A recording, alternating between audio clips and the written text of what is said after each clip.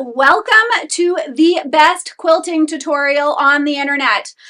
I can't believe I dared say that, but I have been working on this tutorial for so long. It is a long tutorial, but that is because I am treating this tutorial as one for somebody who has never quilted before. And I'm going to leave chapter links or timestamps in the description down below. So maybe watch this video on through once to get an idea of what you are getting yourself into. And then when you get to each step of the process, you can come back to this video and just click on that timestamp and it will bring you to the section that you are about to do so you can refresh your memory before you get going. Now, a really cool thing about this particular project, we are going to be making a baby quilt. It will end up being about 40 inches by 40 inches. And I'm going to teach you a method already in your first quilting project that will show you how you do not have to sew each individual square together. So we're going to use a few quilting techniques in your first quilt already to make everything easier for you. I think you are going to like this. But because of these quilting techniques, I have one thing that you need to remember, and that is that you cannot buy directional fabric. So even in this blanket here, which I do make in this specific tutorial, you will see that I have butterflies and they are pointing to the right and to the left. That was my mistake. I thought I was buying non-directional fabric. And then as I was working on this project, I realized, oh, there's still a direction here.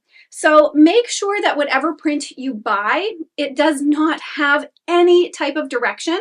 That will cause you a lot less stress later on, even though I will teach you the steps in a way that if you did do a half directional print like this, you'll be able to still do this project. I have a little secret that I want to share with you.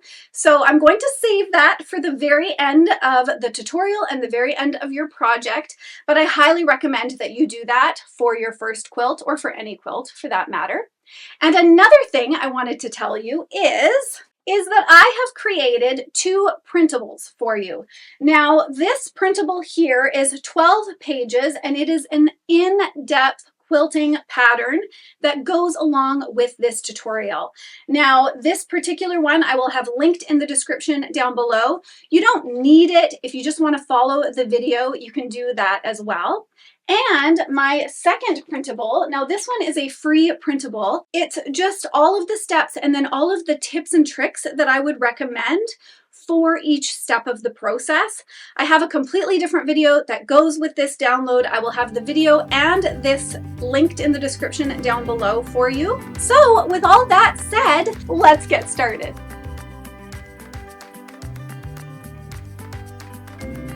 You will need 1.5 yards of batting. You will need 1.25 yards of backing and 1/2 yard of binding, and then 1 yard each of 2 different prints for the front of your quilt. Starting with the 2 fabrics that you have chosen for the front of your quilt, we are going to make our quilt top. So press both of those pieces of fabric. You don't have to press that center crease just yet because we will have that flat while we cut our strips of fabric. Now, to make sure that your 5.5-inch strips of fabric have nice straight cuts, you will need to line up the top edge of your fabric with a line on your cutting mat and line the line of your ruler along the top of your fabric. I like to make sure that my ruler does not slide around by adding a 3-pound weight to the end of my ruler. It just helps hold the ruler in place. Then just trim away a little bit of the edge of your fabric. That way you are starting with a nice straight edge. Once you have done this, then just move your ruler on over 5.5 inches and cut your first strip of fabric. Once you have all 8 strips of fabric cut, just take it to your iron and press that center crease out of the way. Then it's time to connect our strips together. On most fabrics, you will have a selvage edge that will be white, and then the other side of the selvage edge, the print goes all the way off of the edge. So at this point, take one strip of fabric from each of your prints, lay them right sides together so that the white selvage is laying on top of each other, and then pin along that top edge. For myself, I love using these clips. I will definitely have them linked in the description down below, but if you have pins, you can use pins as well. Pin all the way across and do this for all of the strips of fabric. The next thing that you will need is a 1/4 inch sewing foot.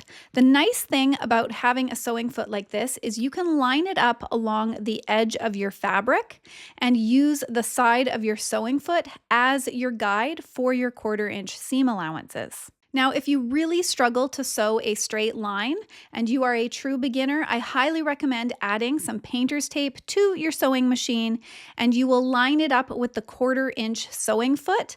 That way your fabric can follow the painter's tape instead of just following the side of that 1/4 inch sewing foot. So now why don't you grab your strips of fabric, and as you can see here, I am lining it up along the side of my 1/4 inch sewing foot, and I am sewing all the way down. At this stage of the game, you do not need to start and stop with a back stitch, and a little trick we're going to do here is called chain stitching. So instead of starting and stopping and snipping your threads, you're just going to add your next strip right on in and keep on sewing down. That way you can keep on going until all of the strips are sewn, and then all you'll have to do is snip these little strips apart. A lot of sewing machines will come with a little razor attached that you can just slide your thread on through and it'll just snip it for you. There's also other items that you can purchase that will allow you to do this process, or you could just grab a pair of scissors and snip apart your strips. Then take these strips of fabric and just press that center seam open. Now, this is a little bit controversial in the quilting world. Some people love to press their seams to the side because then you can lay your pieces together and do what is called nesting your seams, which allows you to have perfect joints. However, I find it very frustrating as a beginner to remember when I'm supposed to press to the left or to the right. So I just press all of my seams open. I do not have a lot of issues with my joints not lining up. And so I highly recommend, especially for this method that I'm showing you here, that you press everything open. Now, I want to mention that I am not sliding my iron across my fabric because that will stretch it. I am actually gently lifting up and moving my iron to the next section, just a tiny bit. That way I'm not stretching out my fabric as I go. Do this for all of your strips of fabric. Next, we want to cut our strips apart. Yes, this happens a lot in quilting, where you sew something and then you have to cut it again. But I promise this is a fun little trick and you will love the outcome. So line your first strip along one of the lines on your cutting mat, then grab your ruler and line up one of the lines on your ruler along that center seam. You will also, of course, line your ruler up along the lines on your cutting mat, and then you can trim away the selvage, and then you're going to continue moving on down the line, cutting 5.5 inch sections. And you should be able to get 7 sections cut from each strip. Do this with all 4 of the strips that you have sewn together. Now, this next step is pretty fun because you are going to feel like a quilter. You're going to take 2 sections that you've already cut and you will lay them right sides together. Now, make a note of what square is in the top left. You want to make sure that that top left square stays the same print each and every time. So my top left square is gray. And now I'm going to line up that center seam and then clip out from there. Now, if you are concerned about having your center seams lining up a little bit better, a trick is using actual pins in this step. I love using clips, but pins will hold your fabric together better if you want those center seams to line up just that little bit more perfectly. So as you can see here, I'm lining up those 2 center seams. And then I'm going to insert my pin in through the top. I don't really care where it comes out on the bottom, but I want it to hold that fabric together on the top in that perfect spot. And then the same thing, I will pin out from there. So you will do this for all of these little strips of fabric. And in the end, what you are doing is you are creating what's called a four-patch. So I'm teaching you how to make your very first quilt block, which is pretty exciting considering this is our first quilt. Once you have clipped all of these pieces together, you will end up with one extra little section of fabric. You can just throw that to the side. Then take it to your sewing machine and you will once again be sewing a 1/4 inch seam allowance along all of those pinned edges. And also, once again, I highly recommend that you chain stitch at this point in time. Now this here is called a sewing stiletto. And the nice thing about a sewing stiletto is it keeps your fingers further away from that needle as you're sewing. And when we are sewing over seams, like the center of our section here, it's nice to just hold that seam down a little bit with a sewing stiletto because it allows the fabric to move underneath that sewing foot without twisting or getting stuck. So I really recommend that you get yourself a sewing stiletto. I will have a bunch linked in the description below. Now, of course, I wanted to show you here, I chain stitched everything, and now I'm just gonna snip it apart. So if you don't have that little blade on the side of your sewing machine, just use a pair of snips and you can snip all of these apart. Now looky here, you have made your first four-patch. I am so proud of you. Look at that beautiful quilt block. So take that to your iron and just press that seam open once again. Now a quick reminder, we are pressing that seam open, not ironing that seam open. All right, so we should have 16 quilt blocks ready to go. So just stack them so that the top left corner is the same print throughout the stack. Then grab 2 of your blocks, lay them side by side, making sure the pattern is continuing. Then take the right block, lay it over the left block, and then pin along that right edge. Always start by matching up that center seam, and then you can pin out from there. Do this for all of the blocks and bring them to your sewing machine, sewing that 1/4 inch seam allowance down that right edge. Once again, you can use the chain stitching method for this.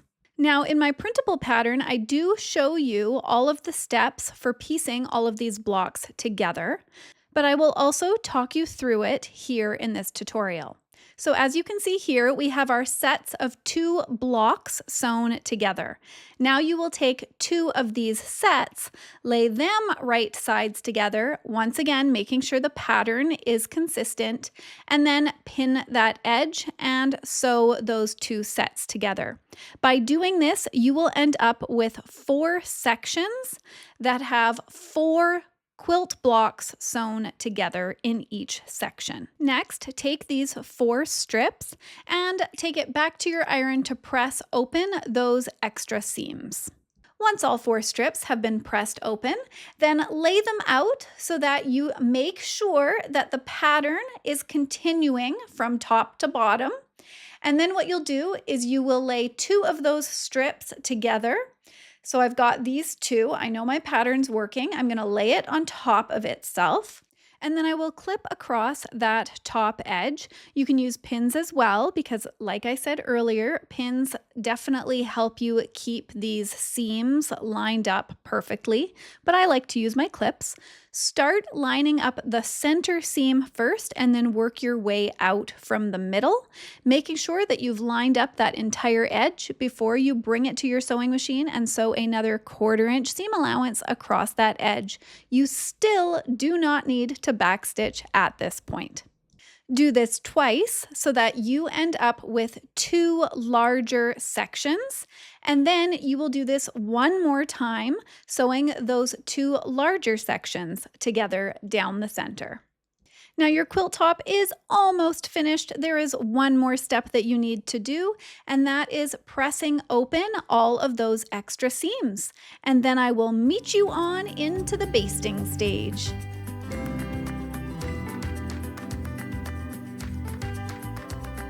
I want to first commend you on sewing your quilt top. And I also want to highly encourage you not to critique it so much.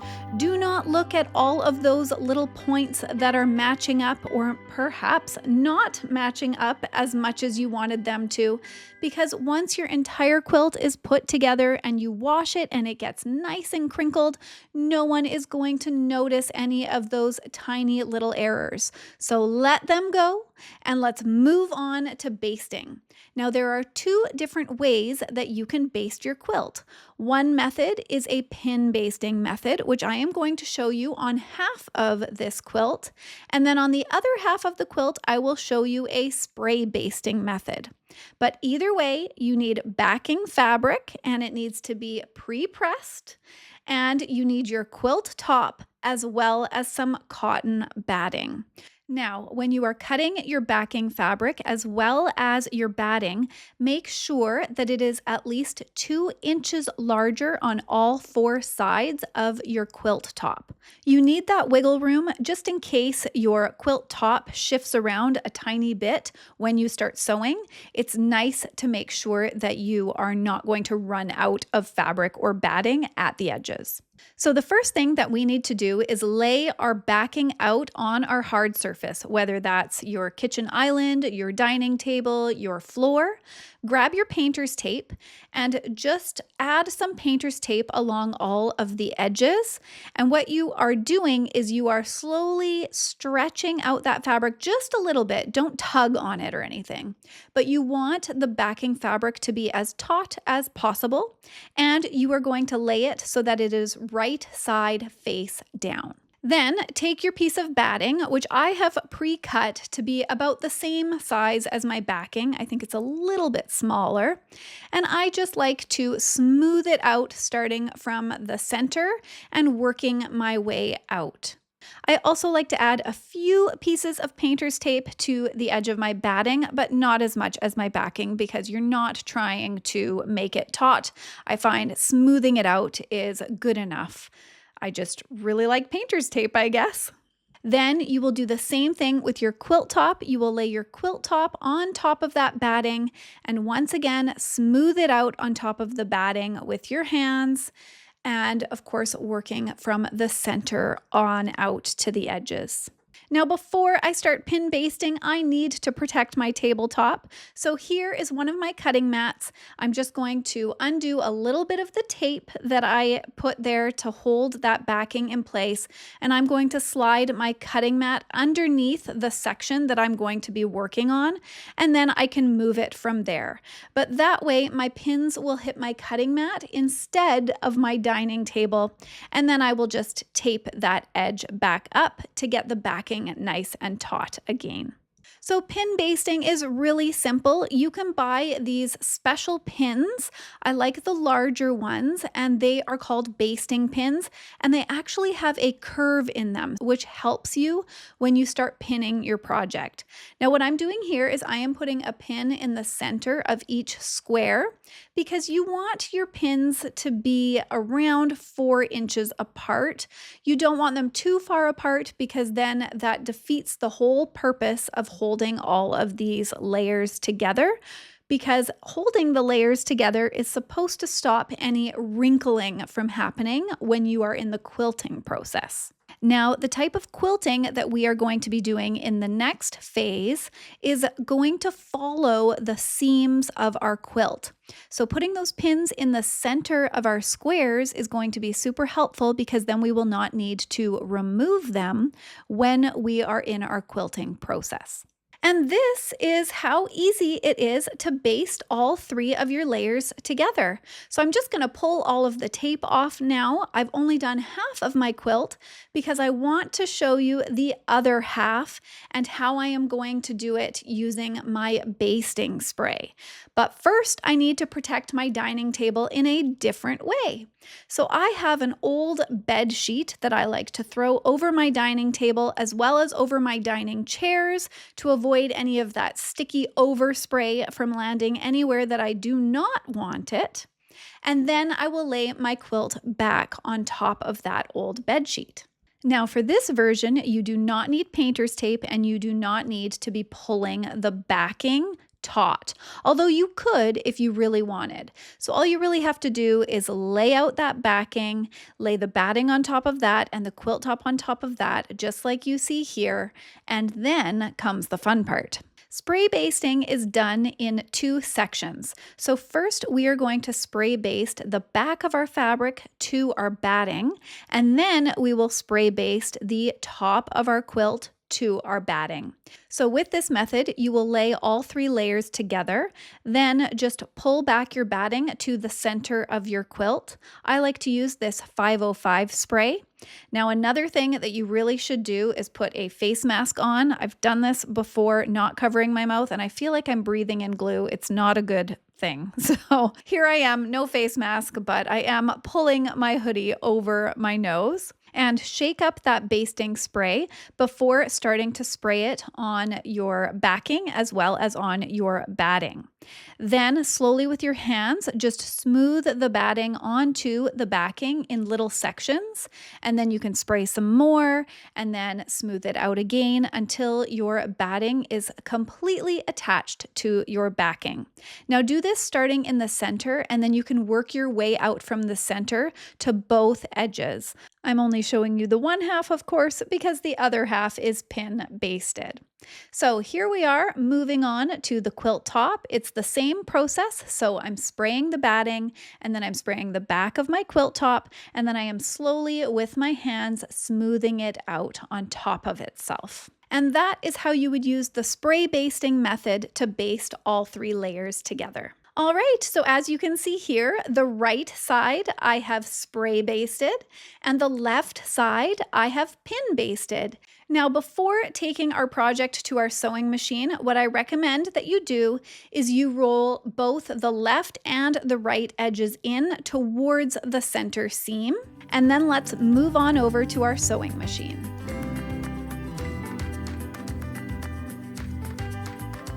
Before you start quilting, you will need to set up your sewing machine a little bit differently. If you have an extension tabletop, this is the time to add it to your sewing machine. If you don't have an extension table, that is okay. You can still do this quilting process. Next, you will need to add a walking foot to your sewing machine. Now make sure that you buy the walking foot that works with your specific sewing machine. I will link to a few in the description down below. So the way that you attach a walking foot to a sewing machine is first by removing the previous sewing foot, as well as that little holder piece that is holding the sewing foot on. So remove both of those pieces and then grab your walking foot. Your walking foot has a special arm, and it will hook over the bar that sticks out to the right of that center shank. That bar has a little screw in it that loosens and tightens your sewing needle. Then your walking foot has these 2 little teeth on the other side of it, and it can link around that center shank, having that screw in the center there so you can screw it in nice and tight, and now your walking foot is firmly in place. And now it's time to get quilting. So line your sewing foot up with the center seam. You're going to start with the very center seam of your quilt. That's what you've rolled both sides towards. Line up that sewing foot along the side of that seam. Start in the batting section outside of your quilt there, and then sew onto your quilt itself, and then sew all the way down, all the way to the end.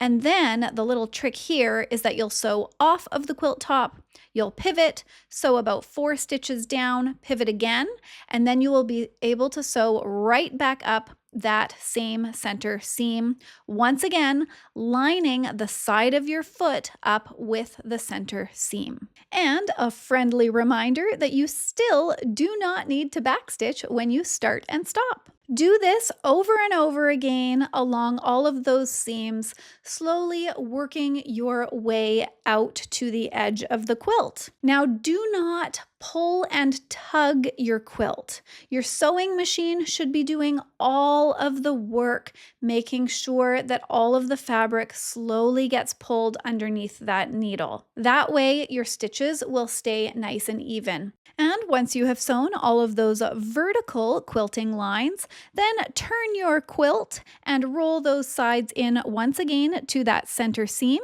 and do this process all over again so that you have sewn along all of the vertical and horizontal lines until your quilt starts to look something like this.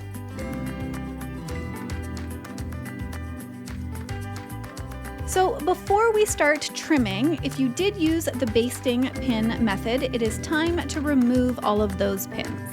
All right, now on to the trimming. So make sure that your cutting mat is underneath one of the corners of your quilt, and grab your ruler and grab your rotary cutter. We are going to work on all 4 corners before we trim away any of the side excess. So line your ruler so that one of the lines on your ruler is following one of the quilt blocks that is in the corner. And then have a look at the longer side of your ruler and line it up with what will be the shortest block that you see leading up to the edge of your ruler. And then you can trim away that way.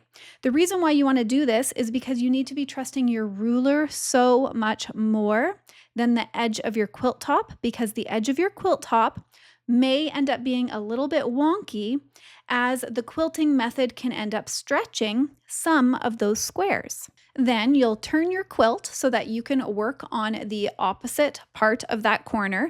Line your line on your ruler up with the line that you just cut, and then once again along the longer side of your ruler, make sure that it is lining up with the shortest block that it is lining up across. Then once you have done all 4 corners, then you can line your ruler up so that it matches both of the cut edges on that straight side and trim away the rest of the excess batting and backing. And you have officially trimmed your quilt, and you are ready to move on to the binding stage.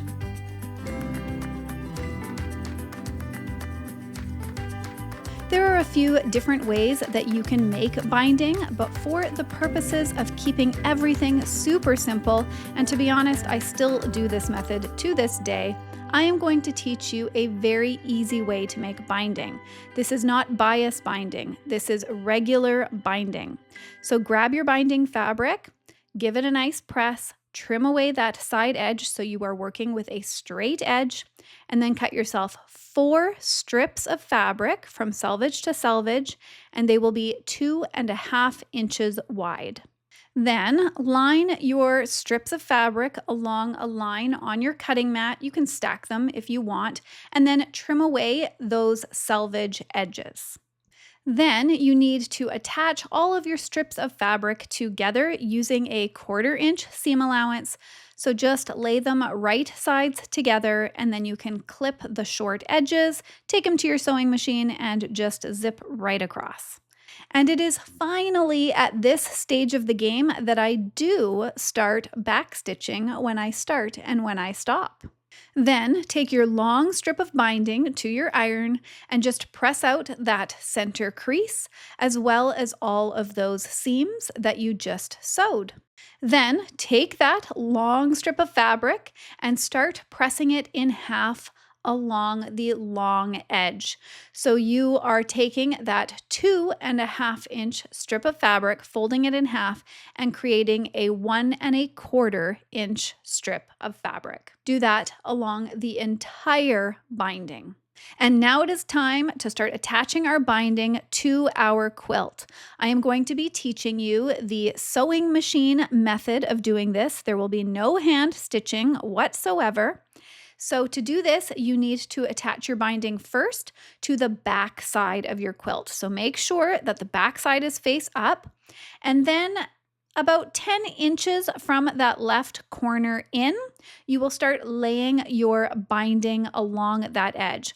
So lay the raw edge of your binding along the raw edge of your quilt and start pinning it in place.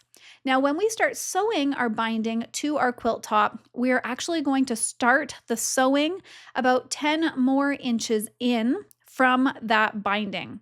So just to remind yourself, I've thrown a thicker clip on in here, but you can easily throw a pin, something that is visually different, so that when you take it to your sewing machine, you are reminded that that is about where you start, not at the very beginning of your binding.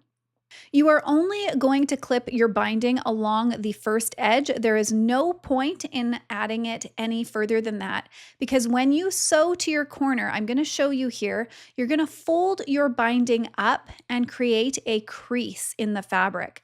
You'll start with a back stitch, you'll sew all the way to that creased corner, pivot, and then you will sew with a little back stitch off of that corner. Then you can fold your binding back up the way that you created the crease before folding it back down the next side of your quilt. And so often I will pin that little fold in place on the left part of that fold there, so it's away from where the needle will go. And then you will start sewing once again with a 1/4 inch seam allowance, starting at that corner and then going all the way to the next corner, doing the exact same method. Now, let me show you how you do this on your sewing machine. So the first thing that you will do with your sewing machine is go back to your 1/4 inch sewing foot instead of that walking foot. And then as you tuck your quilt underneath your sewing foot, line up the side of your sewing foot with the edge of your quilt and start, like I mentioned earlier, about 10 inches in from where you started pinning your binding. Do a little back stitch and then start sewing towards that outer corner. Now, as you can see here, I am coming to my corner, so I will stop a few inches from my corner so that I can fold my binding out to create that crease. Then, of course, I will lay my binding back where it needs to be so that I can sew towards that crease, pivot, and then sew off of that corner, ending with a back stitch and then snipping those threads. And this is what that stitch should look like as it's coming off the corner. And then we will do that next fold. So we will fold it back where that crease was and then fold it down so it lines up with the next edge. You'll, of course, put a little clip on that left corner there to hold it in place before tucking it under your sewing machine and starting all over again with a 1/4 inch seam allowance, starting with a back stitch and sewing to the next corner. Now I have done all of the corners, and so I am sewing only about 5 inches in from my final corner, and then I am going to stop with a back stitch. That way I have got a long tail of binding on both sides before I have to attach those two ends. So as you can see here, there is a lot of space that I am giving myself to work with here. So find the center of that open section there and trim the right tail of the binding to that center. Then lay the left tail of the binding over that right edge and make sure it overlaps a 1/2 of an inch. Then snip away the excess of that tail. So you can always fold it to give yourself that crease first. Make sure that it is laying a 1/2 inch over that tail because you are now going to be sewing a 1/4 inch seam allowance to attach both of these ends together. So just pull them so that they lay right sides together, pin across, take it to your sewing machine, and starting and stopping with a back stitch, sew yourself a 1/4 inch seam allowance. Then, once that seam is sewn, you can just finger press open that final seam and then lay the binding so that it is neatly tucked up along that outer edge, clip it in place, and then sew a 1/4 inch seam allowance, starting and stopping with the back stitch along that section. Then take your quilt to your iron and just press out your binding from the backing. I find doing this will just give me that little bit of extra wiggle room when I am actually flipping the binding over to the other side, which of course is the next step. So once you have pressed that binding all out, then flip it on over and grab your clips and clip it all in place. Now, as I'm doing this step, I will trim away a lot of the excess threads, but if you start trying to trim away all of the threads along those edges, you will start to drive yourself crazy. So what I try to do is I just tuck them inside the binding as I go along and clip the binding in place. Once I have gone along the sides, then I'll go back to those corners and finesse them neat and tidy the way that I like them before I clip them in place. Once everything is clipped in place, then we can take it to our sewing machine and we are going to sew along the inner edge of that binding. You're going to start and stop with a back stitch, and you are going to lengthen your stitch length to 3 millimeters so that it looks the same as the stitch length that you used when you quilted your project. It's just a bit of a longer stitch and it looks really nice when it is all finished. Now, the best way to do this is to use a sewing stiletto to hold the binding down as your needle sews along that edge. Do it in little increments and go slowly. That way you will not sew off of the edge of your binding. And when you get to the corner, make sure that your needle sews all the way to that inner point before pivoting and continuing down the next side. By doing this, you are making sure that your needle and your seam is going to be holding down that corner beautifully. Do this around all of the edges and all of the corners, ending with a back stitch, and this is what your binding will look like when it is all said and done.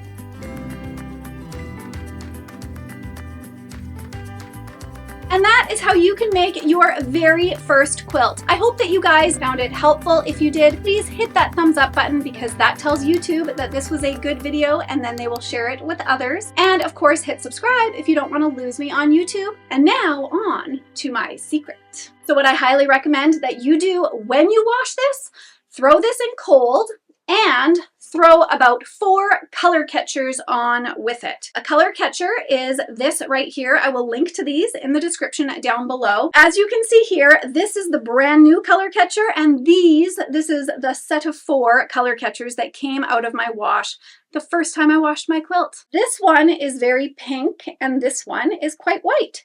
So it works. I highly recommend that you do that. That way all of that extra dye does not attach to your quilt, but actually gets soaked up elsewhere. And then of course, throw it in your dryer. I like to dry my quilt on warm. That way it gets that nice crinkled look. That's all I've got for you today. I hope that you check out that other tutorial where I walk you through all the extra little tidbits. I hope that you guys have a wonderful day and I will see you next time. Bye for now.